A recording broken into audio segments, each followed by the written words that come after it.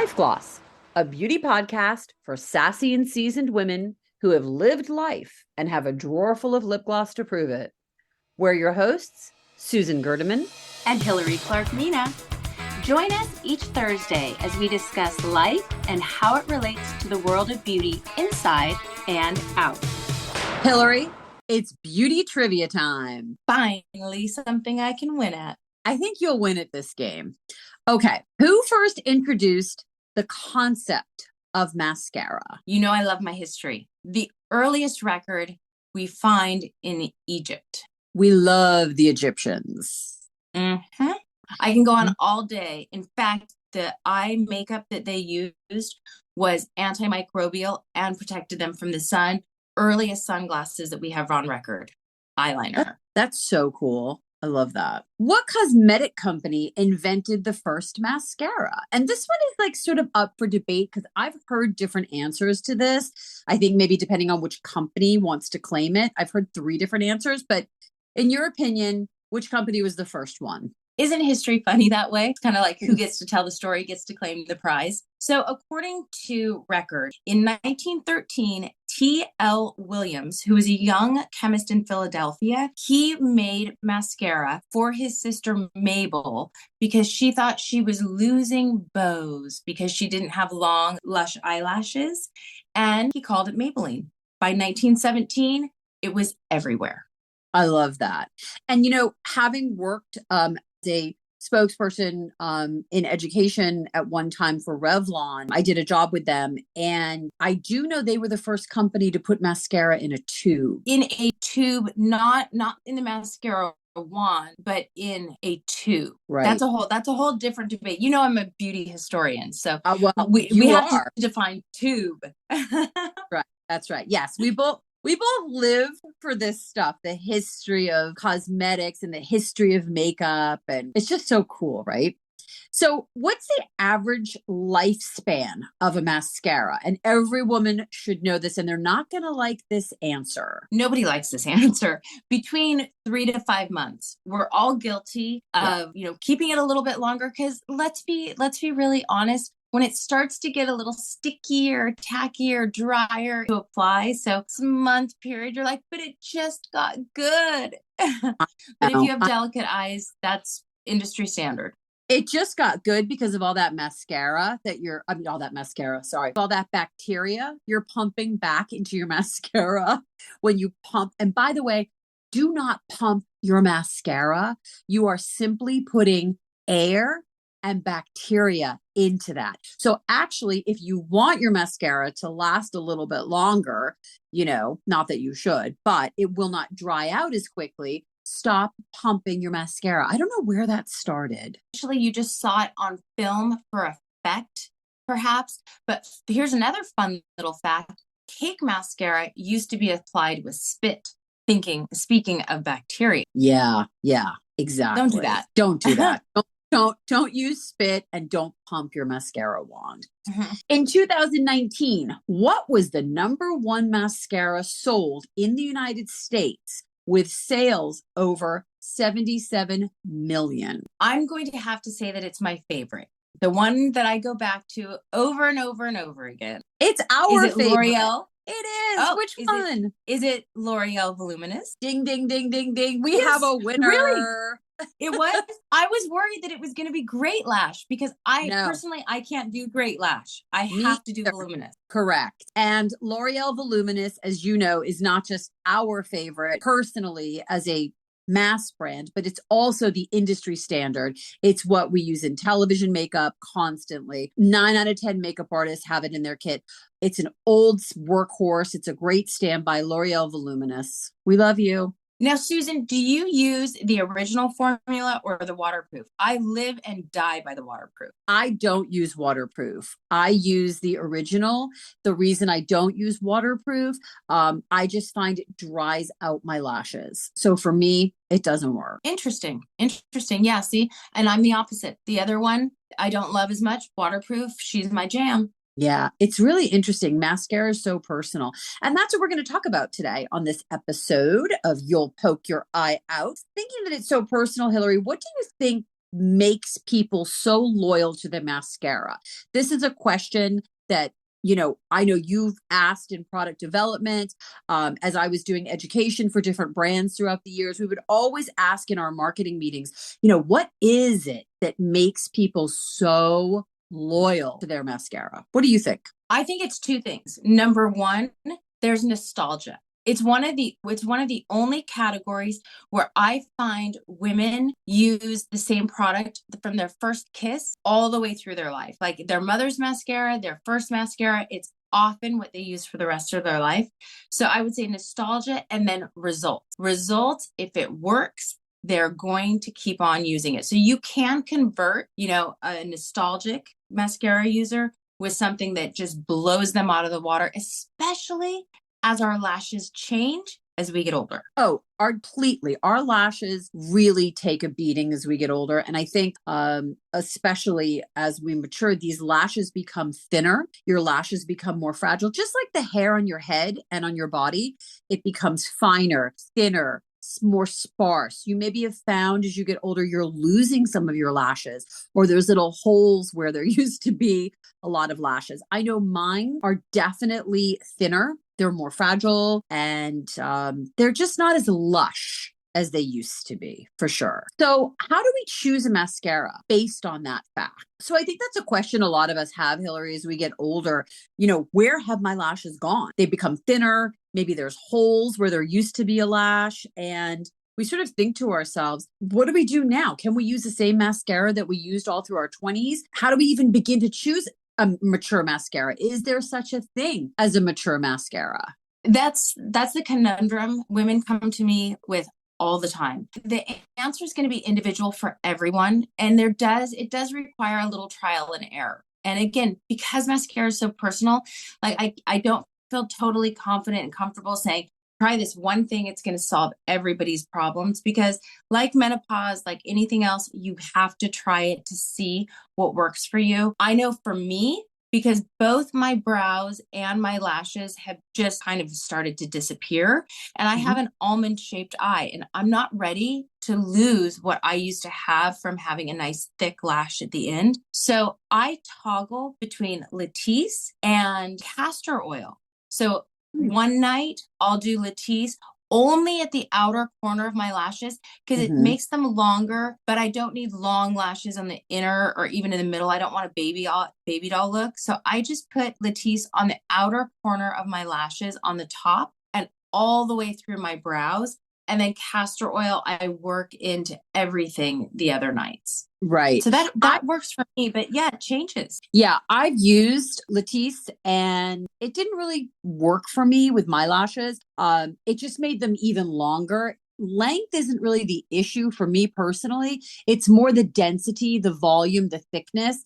So much like, your hair thins out, I found that I wake up in the morning and I'm like, oh my God, where are my lashes? Where are my brows? Everything's like, it's like the disappearing act. It's like Tinkerbell came in the middle of the night and stole my lashes. So it isn't the length, it's more like the volume. So that being said, Hill, I think when you're choosing a mature mascara, I often recommend that you go with something that is a little bit lighter weight, maybe more of a gel consistency, less of that heavy, thick, unctuous mascara that we used to use. I think there's a few brands that are like that. Yeah, definitely. That's one thing that I've noticed as well. And kudos again to our favorite Voluminous, because it gives you that thick, luscious, rich lash, but it doesn't weigh it down. And I have started to notice that I feel like some mascaras can be heavy and they drag my lashes down, especially now that there's this wild, like mega mascara trend, which I love a big, flirty, like come hither lash, but the heavy is not so good. Right. I think when we're younger, that look is terrific. I love nothing more than seeing a young girl who has that like false eyelash effect and the heavy, thick, tons of lashes. I think it's really a fun look. But as you get older, your lashes literally can't hold that up anymore.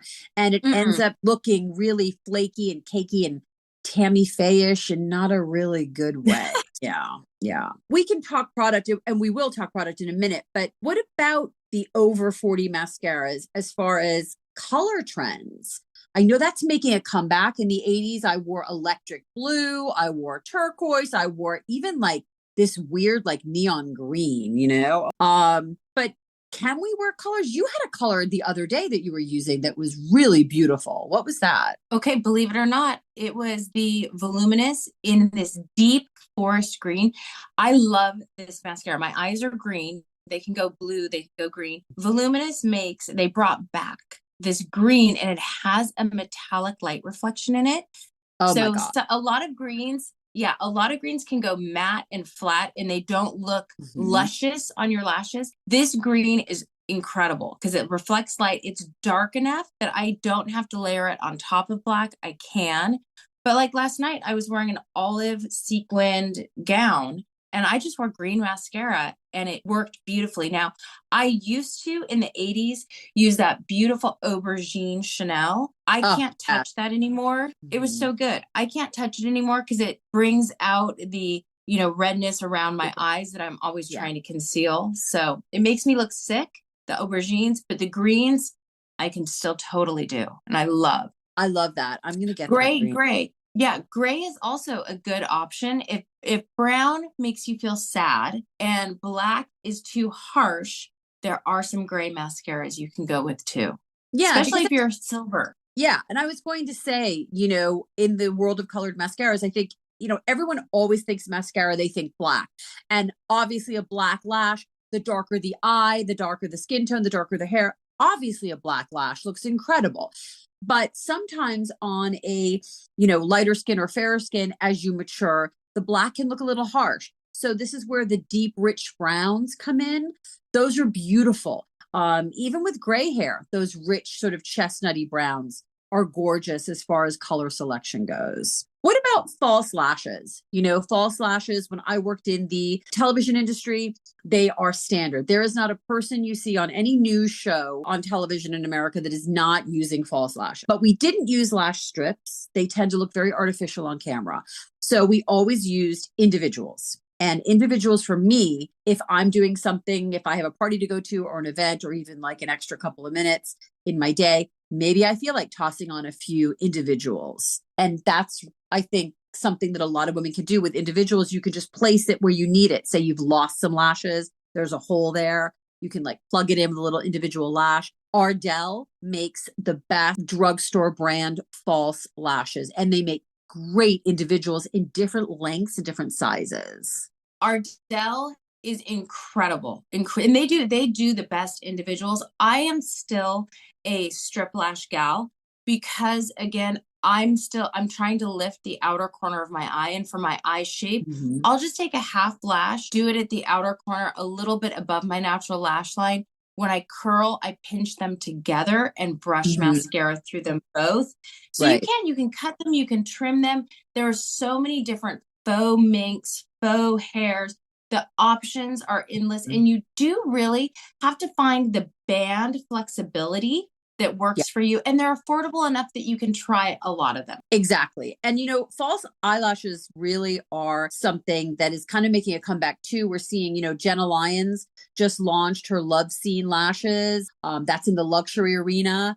Those are really beautiful. And I think she's trying to make them, for everyone, which I think is great. I applaud her for getting into that industry. But as far as false lashes go, I think this, the one we've all used forever is Ardell. And I do love those individuals. As far as the glue goes, this is something, again, some people are really sensitive to latex. If you're not sensitive to latex, I've always used the Duo because Duo makes colors, which is great for darker skin tones. They make a glue that actually is a darker shade. It's tinted, which is great. So you don't have that horrible white glue on the lash. Oh, I know. It used to drive me crazy because I would put a beautiful lash on it, get the placement right, especially individuals, and then you'd have the white dots. Even if you prepped with liner, you'd have to go push back in with black shadow. The 90s were hell because of white duo lash glue. I'm glad they But came out with the colored one. Yeah, for sure. yeah. It's that beautiful, rich gray dark tone. It's great. And now also, here's another thing. I have been struggling with some of the latex free lash glues. I can't get them to adhere as well, but I did find one and it's by Kiss, Kiss, Hmm. super affordable in mass. It's not white. When you look at it, it's almost opalescent clear. So it truly dries clear. I think they just introduced a dark one, but that like opalescent one dries clear, dries fast, and it holds. And they also have a liner and lash glue pen, which initially I thought was gimmicky, and I was like, oh please. But you know what? That glue holds like nobody's business, and it tells you exactly where to put your lash if you're trying to cheat and give yourself a flirt at the corner. So, what are some of our favorite mascaras now?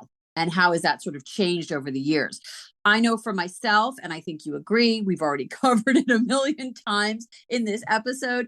We both love L'Oreal Voluminous. It's just such a great mass brand. It's affordable. You can, replace it every 3 to 4 months and not feel guilty about it. So let's talk about some of the class brands that we like, and what we're currently using, and the difference between class brands and the mass brands. There isn't a huge difference, but there are some differences, I'll be honest, as far as conditioning, as far as feeling luxurious on the lash. For me, Chanel Le Volume, hands down, my favorite. I love it. It's gorgeous. It's rich. And it wears really well for me. I wish I could be as loyal as you, Susan. I'm so bad. I'm such a tramp when it comes to mascara. It's like with my mask, with my voluminous, I'm loyal. I do not cheat on her. But in class, I am very persnickety, and I am a total hussy. I feel like if I'm going to pay that for it, then I need to really get every bell rung, if you know what I mean. Like it's got to be absolutely perfect. I always do go back to Chanel or the Perricone no makeup. I like the peptides and the growth factors in the Perricone. And one thing I want to make sure our listeners know, we are not being sponsored by L'Oreal. Voluminous has no idea we're recording this. I just thought we should mention it because it sounds like we might be like plugging away. We're not. We're just fangirling.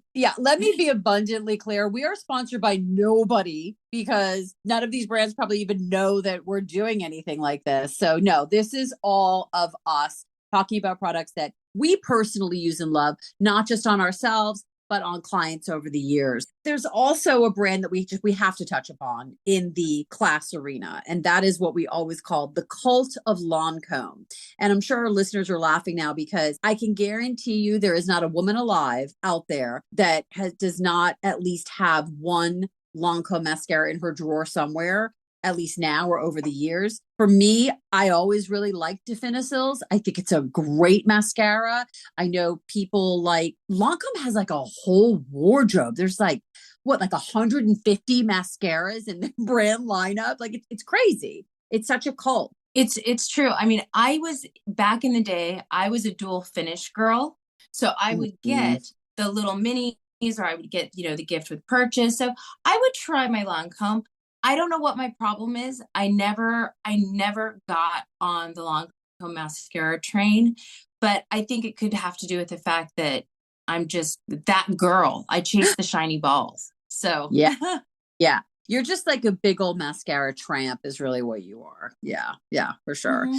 But, I think when we look at cult brands, or we take a look at what brands are trending, and I know you pay attention to trends, I pay attention to them. I don't follow them, but I definitely pay attention to them. That comes from working in the industry for over 30 years. You just by nature pay attention to these things, or at least to get a laugh out of some of this stuff, But I've noticed the number one selling brand on Amazon, and correct me if I'm wrong, is Essence Lash Princess False Lash Effect. That is like the worst name ever. That is like the longest name in the history of the cosmetic industry. But this Essence Lash Princess False Lash Effect mascara, I think it's like $4.99 a tube or something.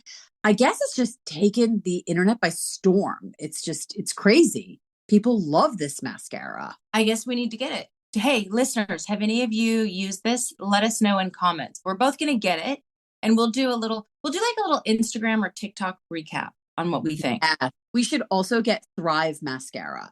I think everybody loves that one too. Have you used it? I have used it, and I absolutely love it. I love Thrive.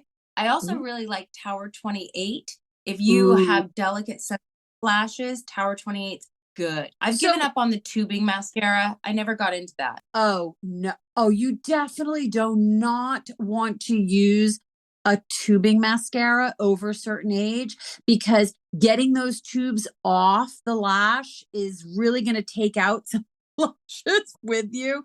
Hmm. Yeah, yeah, no, no on the tubing lash, at least for me.